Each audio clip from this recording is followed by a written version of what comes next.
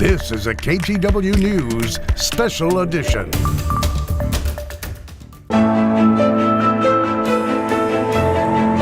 We've learned again that democracy is precious. Democracy is fragile. And at this hour, my friends, democracy has prevailed. A new voice is leading America. President Joe Biden is back in the White House, this time as Commander-in-Chief. Disagreement must not lead to disunion.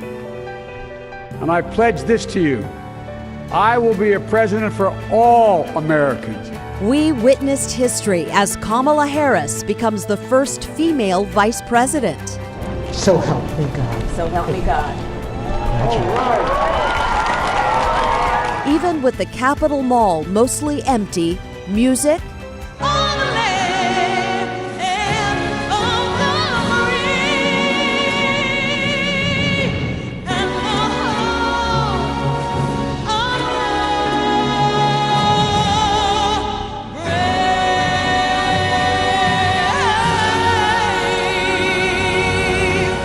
and powerful words filled the void.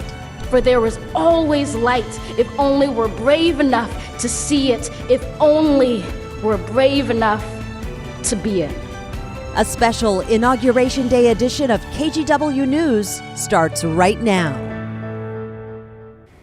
And here's a live picture from the nation's capital, where the Biden-Harris administration is now in charge. Despite a massive increase in security following the attack on the Capitol 2 weeks ago, the transition of power went smoothly, as it always has. Good afternoon, everyone. Thank you for joining us. I'm Brenda Braxton. D.C. is usually packed with tourists on Inauguration Day, but this year it's different. Like so many other things, people are celebrating the inauguration virtually. Case in point, the parade across America going on right now. Actor, director, and producer Tony Goldwyn is hosting that event. People from all 56 states and territories are taking part. Dr. Jason Campbell is one of them. We've featured him right here on KGW a few times. He's known as the TikTok Doc at OHSU, and he's been using social media to cheer people up during the pandemic. We talked to him last night about this opportunity. And I'm excited for the direction that we're going to go in starting tomorrow, and we're going to get through this. And I think that just keeping that optimism, which you'll see me speak about some tomorrow, and that excitement and enthusiasm for life, right? Because this has shown us the fragility of life. The virtual parade across America will also shine a spotlight on Eagle Creek, where members of the American Side Saddle Association will be representing Oregon. President Biden is expected to sign more than a dozen executive actions today. He plans to stop the U.S. from leaving the World Health Organization. He'll stop construction on the southern border wall, reverse President Trump's travel ban, and rejoin the Paris Climate Accord. After taking the oath of office, President Biden called for the end of this, what he called, uncivil war of political division. He stressed the need for unity as the only path forward. He also promised to move quickly to address the pandemic and the economic collapse that followed. He says he'll fight racial injustice and climate change and work to end political extremism. Politics doesn't have to be a raging fire, destroying everything in its path. Every disagreement doesn't have to be a cause for total war. And we must reject the culture in which facts themselves are manipulated and even manufactured. During his 21-minute address, he did not mention Donald Trump by name, but much of his speech was a rebuttal of the Trump presidency. I, Kamala Davy Harris, do solemnly swear that I will support and defend the Constitution of the United States. Talk about breaking the glass ceiling. Vice President Kamala Harris is now officially the first woman, the first Black American, and the first person of South Asian descent elected to the country's second highest office.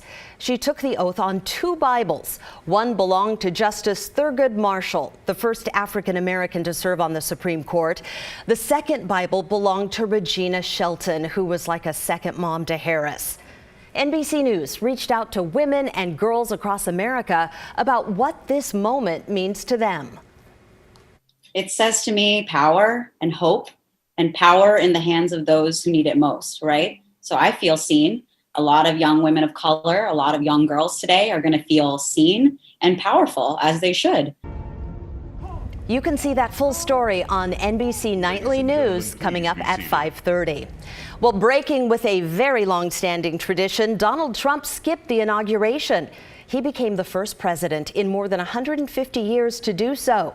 He left for Florida before the ceremony began. Right before boarding Air Force One, he thanked his supporters, telling them he was honored to be president and that he'll be back in some form. I will always fight for you. I will be watching, I will be listening, and I will tell you that the future of this country has never been better. I wish the new administration great luck and great success. He arrived at Mar-a-Lago just as the inauguration began, and hundreds of supporters lined the streets as Trump's motorcade made its way through West Palm Beach. Former VP Mike Pence and his wife did attend President Biden's swearing in, but they didn't go to Trump's send-off at Joint Base Andrews. They cited some logistical challenges. In the final days of the Trump administration, Pence assumed many of the duties traditionally reserved for the outgoing commander-in-chief. That includes thanking the troops at Fort Drum over the weekend. Vice President Harris and her husband stood on the Capitol steps today to bid farewell to her predecessor. Well, here at home, our local leaders are weighing in on today's inauguration and the work that has to continue. Governor Kate Brown tweeted that today marks a new chapter. She also released a lengthy statement expressing that she believes Biden has laid out a strong vision for the future. She says she looks forward to working with the administration on the coronavirus relief package. And Senator Jeff Merkley was at today's inauguration. He tweeted pictures from the stands and a photo of the moment Vice President Harris took the oath of office. Merkley echoed the governor's sentiment and added that, quote, "Today we start to reverse the damage done the last 4 years and begin delivering desperately needed progress to the American people." Well, the official White House Twitter accounts have now been transferred to Biden's camp. The POTUS, White House, FLOTUS, and VP accounts don't belong to any one particular individual. They're reserved for official government use by those in the current administration. As for Trump's POTUS account, it'll be archived as POTUS 45, just like Obama's account was archived as POTUS 44. But his real Donald Trump account has been wiped from Twitter. Here's another first for the new administration. There's now a second gentleman Twitter account. The second gentleman is Doug Emhoff. He's married to the vice president. His Twitter bio reads, "Devoted dad, proud husband to VP Kamala Harris." You can follow him at Second Gentleman. I think one of the most powerful moments this morning involved a young woman named Amanda Gorman. At just 22, she's the youngest person ever to deliver the inaugural poem. It's called "The Hill We Climb." Here's a little taste of what she said. The loss we carry, a sea we must wade. We've braved the belly of the beast.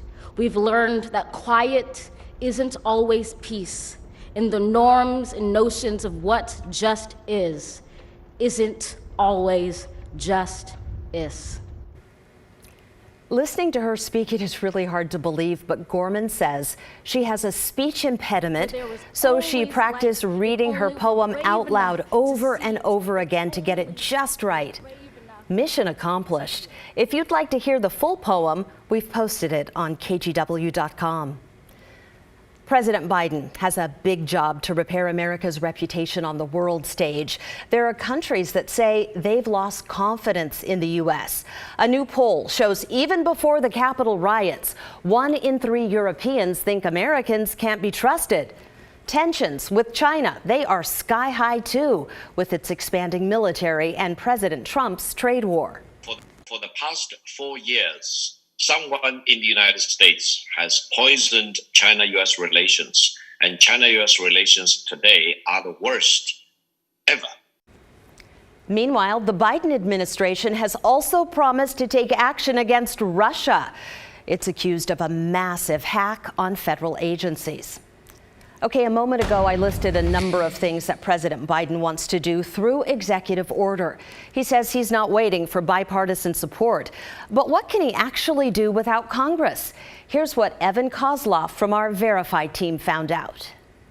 A lot of people are asking online, what should we expect from Joe Biden on his first day, his first week, and beyond? So we're going to verify, what can a new president do right away without Congress? And our sources for this are a trio of political science experts. Gary Nordlinger from the George Washington University, Hans Noel from Georgetown University, and Dr. Ravi Perry from Howard University. Let's start with the big one, executive orders. So there is a ton you can do with executive orders. So there are certain things that, he can change on day one, hour one, minute one. Our experts explain that Biden should be able to issue a laundry list of executive orders right away. And while there's no official word from Biden about what those orders will be, the AP reports that Biden's chief of staff, Ron Klain, outlined several in a memo to staff, all expected in the first 10 days. They include rejoining the Paris Climate Accord, reversing the travel ban from several majority Muslim countries, and issuing a mask mandate on federal property and interstate travel. In part because of polarization and because of divided government over the last, several decades, presidents have gotten really good at using executive orders, signing statements, and the like to adapt. Next up, let's talk about appointees. Biden has the task of filling a massive bureaucracy. The president has 4,000 people to appoint to federal office. The fact that the tone of the office changes. It doesn't require writing whole new laws. You just need someone else who's in charge who says, we're going to prioritize this and not that. Lastly, let's talk about one more thing. Power to persuade. Power to persuade. Power to persuade. All 3 experts use those same 3 words to explain that essentially, when the president speaks, people listen. That allows them to set the agenda on Capitol Hill and perhaps change public opinion nationwide. With your Verify, I'm Evan Kozloff.